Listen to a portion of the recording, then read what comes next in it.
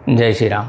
आज ना आप हेडिंग देख रहे होंगे D9 चार्ट एंड सेपरेशन, क्योंकि काफ़ी लोगों के ना ये भी क्वेश्चन आता है कि सर एग्जैक्टली हम क्या कैसे बता सकते हैं कि इस कुंडली में सेपरेशन लिखा हुआ है। देखो, सेपरेशन ना दो तरीके से हो सकता है। एक तो फिज़िकली सेपरेट हो जाए, यानी एक्चुअल में डाइवोर्स ले ले, या तो फिर रहे साथ में बट दोनों की चीज़ें अलग अलग हो। समझ रहे हो? वो मेंटली डाइवोर्स भी हो सकता है। इट्स नॉट नेसेसरी कि भाई वो डाइवोर्स यानी एक दूसरे से अलग ही हो जाएंगे, मेंटली भी डाइवोर्स हो सकता है।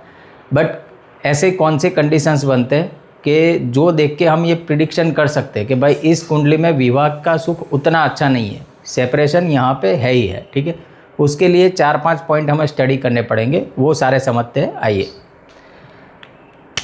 हमें डायरेक्टली D9 ही देखना है। लगन में एक बार ओवरव्यू देख लिया, बट D9 ना प्रोमिनेंट चार्ट है विवाह के लिए। ठीक है, तो D9 के अंदर अगर ये कंडीशंस बन रही है तो आप सामने वाले को थोड़ा सा सतर्क कर सकते हो, शादी को लेके या विवाह को लेके। ठीक है, अभी सबसे पहली चीज़ जो हमें देखनी है वो है 7th हाउस। बट ऑब्वियस है, क्योंकि 7th हाउस से ही विवाह देखा जाता है। दूसरी चीज़ हम देखेंगे 7th हाउस लॉर्ड के, जो 7th हाउस है उसका स्वामी कौन बन रहा है। ठीक, तीसरी चीज़ हम देखेंगे नवांश कुंडली का 6th, 8th and 12th house, उसका लॉर्ड। ठीक है, अभी इससे आपको ना मैं समझाऊंगा, आइडिया आ जाएगा कि क्या है क्या नहीं है। नियम हमारे बेसिक है। चलो यहाँ पे कुंडली बना लेता हूँ।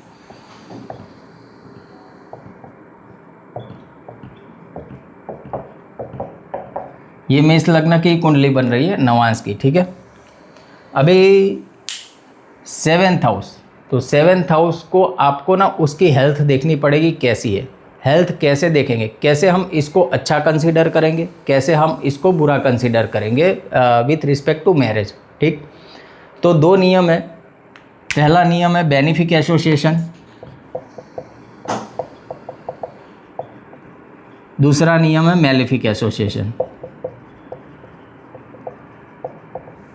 ठीक, अभी बेनिफिक मेलिफिक आपको पता होगा। नेचुरल बेनिफिक प्लैनेट कौन कौन से हैं? जुपिटर, वीनस, मरकरी, मून, ये नेचुरल बेनिफिक है। और जो सेपरेटिव प्लैनेट्स है वो कौन से? वो है सन, Rahu, Mars, Saturn, Ketu.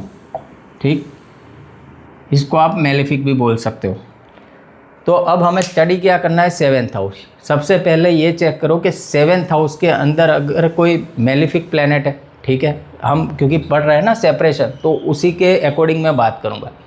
7th house में मान लो कोई मेलिफिक प्लैनेट है, तो आपका एक पॉइंट माइनस हो गया शादी को लेकर कि भाई शादी के लिए ये अच्छी चीज़ नहीं है, इट्स अ नेगेटिव पॉइंट। ठीक है, मान लेते हैं यहाँ 7th हाउस में केतु बैठा है, या फिर इन चार में से कोई भी प्लैनेट बैठा हो। ठीक, दूसरा हम क्या देखेंगे? 7th हाउस को तो देख लिया। अब दूसरा पॉइंट आप ये चेक करेंगे कि 7th हाउस पे कौन से प्लैनेट देख रहे हैं।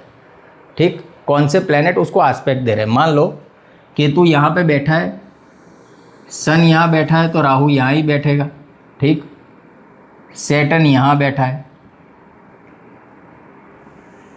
मार्स यहाँ बैठा है, और सैटर्न आपका यहाँ बैठा है।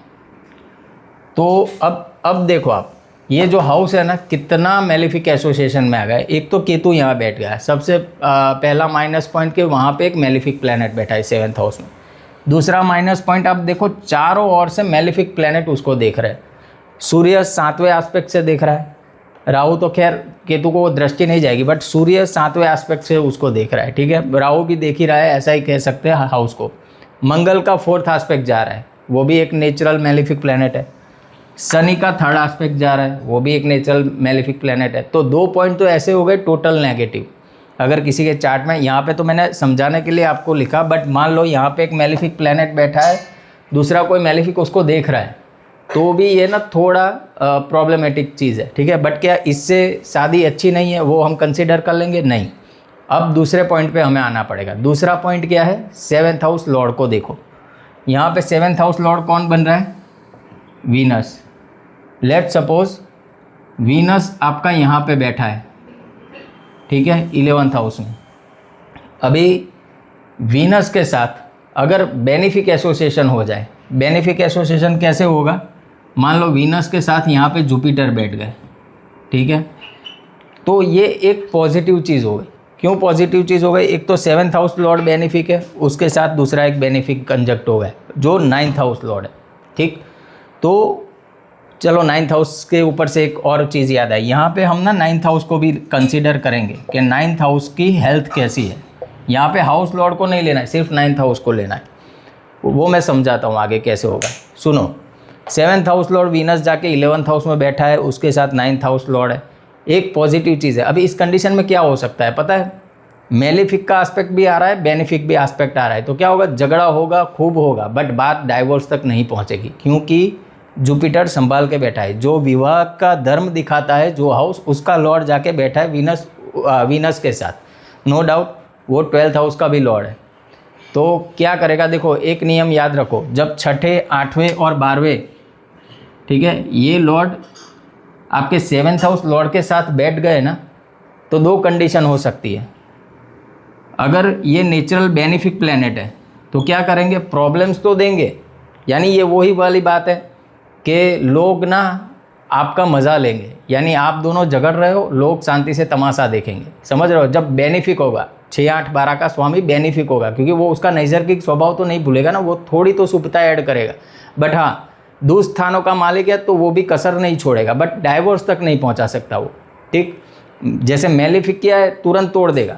अभी उसी कंडीशन में अगर 6 8 12, मान लो यहाँ 8वें घर का स्वामी कौन हो गया, मंगल, मंगल यहाँ ना होके इसके साथ हो जाता है, तो फिर आप ब्लाइंडली बोल दो कि शादी नहीं चलेगी, ठीक है, ये सेपरेशन तक चला जाएगा ये केस, यानी डाइवोर्स हो जाएगा। आइदर पेपर पे हो, आइदर फिर वो लोग एक ही घर में रह रहे हो बट अलग अलग कमरे में रह जाए, मेंटली डाइवोर्स, यानी तुम तुम्हारा करो मैं मेरा करूँगा, ठीक। तो जब 7th हाउस में और 7th हाउस लॉर्ड के साथ मेलिफिक एसोसिएशन ज़्यादा हो, उस केस में आप बोल सकते हो कि शादी अच्छी नहीं चलेगी, डाइवोर्स तक पहुँच सकती है, ठीक। दूसरा नियम हमने क्या समझा, 7th लॉर्ड के साथ अगर 6ठे 8वें और 12वें का स्वामी चला जाता है आपका नवांश का, उसमें दो कंडीशन बनेगी, एक बेनिफिक एसोसिएशन हो सकता है या मेलिफिक एसोसिएशन हो सकता है। अगर बेनिफिक है तो झगड़ा खूब करवाएगा, लोग मज़ा लेंगे आपके रिलेशनशिप का, बट वो रिलेशनशिप टूटेगा नहीं। और अगर मेलिफिक है तो झगड़ा भी करोगे और रिलेशनशिप भी टूटेगा, ठीक है। इतना फ़र्क है मेलिफिक और बेनिफिक में, अगर 6 8 12 का स्वामी वो हो रहा है तो। अब 9th हाउस मैंने क्यों बोला, क्योंकि देखो 9th हाउस जो है ना वो आपके विवाह का धर्म है। जैसे हमारी लग्न कुंडली में हम 9th हाउस को कैसे देखते हैं, भाग्य का घर, विवाह का घर, उसी हिसाब से विवाह जो है आपका, सॉरी लग्न कुंडली में 9th हाउस को हम भाग्य का घर, धर्म का घर, रिलीजन, ठीक है, टीचर, उन सारी चीज़ों से जोड़ते हैं। तो जब हम नवांश कुंडली के 9th हाउस को देखेंगे तो वो विवाह का धर्म है। और अगर यहाँ पे कोई भी बेनिफिक प्लैनेट बैठ गया, ठीक है, मान लो मून बैठ गया है यहाँ पे और वो बेनिफिक है कुंडली के अंदर, क्षीण चंद्रमा नहीं है, अच्छा चंद्रमा है, तो ये एक कंडीशन भी बहुत पावरफुल होती है विवाह को बचाने के लिए। ये क्या इंडिकेट कर रही है कि आपके विवाह के अंदर धर्म आ गया, यानी धर्म का सपोर्ट मिल गया। नो डाउट यहाँ पे मेलेफिक एसोसिएशन ज़्यादा बन रहा है, अगर इस चार्ट के हिसाब से हम जाए तो मेलेफिक एसोसिएशन ज़्यादा बन रहा है, 95% चांसेस है डाइवोर्स के। बट ये दो कंडीशन अच्छी बन रही है, एक तो यहाँ मार्स की जगह पे अगर जुपिटर आ जाए, दूसरा 9th हाउस में कोई बेनिफिक प्लैनेट आ जाए तो वो संभाल सकता है विवाह को। तो ऐसे विवाह के लिए आपको D9 के इतने पॉइंट्स कवर करने पड़ेंगे, तब जाके आपको एग्जैक्ट आइडिया आएगा कि सेपरेशन होगा या फिर झगड़े ही होंगे और शादी चल जाएगी, ठीक है। दूसरी 2-3 कंडीशन मैं बताऊंगा जो भृगुनंदी नाड़ी में, उसमें एक लाइनर ही, और वो मैंने देखा है काफ़ी सटीक बैठती है। होता क्या है, केतु जो है ना, केतु डिटैचमेंट दिखाता है, तो जब कभी किसी मेल के चार्ट में वीनस केतु का कॉम्बिनेशन हो, वीनस केतु मेल के चार्ट में, और कोई फीमेल है तो उसके चार्ट में मार्स और केतु, क्योंकि केतु क्या सेपरेशन दिखाता है, तो वहाँ पे कंडीशंस बन जाती है डाइवोर्स की। वीनस केतु में 3 शादी के योग बनते हैं, ठीक है, 3 मैरिजेस। केतु क्या है, ट्राइन है, ठीक है। केतु आप देखोगे ना तो 3 बार शादी हो सकती है उस व्यक्ति की, बट डिपेंड करता है, बाकी चीज़ें भी देखते हैं, बट हाँ कंडीशंस है अगर वीनस केतु साथ में है तो। अभी इससे बचे कैसे, देखो केतु को ना आप यूज़ करो, केतु को यूज़ कैसे करोगे, केतु स्पिरिचुअलिटी है। अगर पति पत्नी दोनों स्पिरिचुअल प्रोसेस अडॉप्ट करते हैं तो 100% उनकी शादी बच जाएगी। छोटा मोटा तनाव रहेगा, सेपरेटिव नेचर रहेगा, बट शादी टूटेगी नहीं। केतु को पॉजिटिव वे में यूटिलाइज करो, या तो फिर ऐसा लाइफ पार्टनर ढूंढो जो केतु रिलेटेड फील्ड में हो। केतु रिलेटेड फील्ड क्या क्या हो, रिसर्च का काम केतु रिलेटेड काम है, प्लस छोटी छोटी चीज़ें जो बारीक चीज़ें होती है जैसे बुनाई है, सिलाई है, वो सारी चीज़ें केतु है।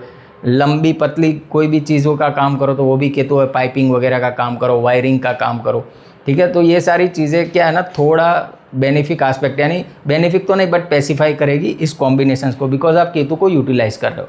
अगर नहीं हो रहा है तो दूसरी चीज़, केतु के डाइटी है गणेश जी, रेगुलर बेस पे गणेश अथर्व शीर्षम का पाठ करो, डॉग को सर्व करो, ठीक है। बट चैलेंजिंग कॉम्बिनेशंस तो है, ठीक। आज के वीडियो में इतना ही, मिलेंगे नेक्स्ट वीडियो में, तब तक के लिए सबको जय श्री राम।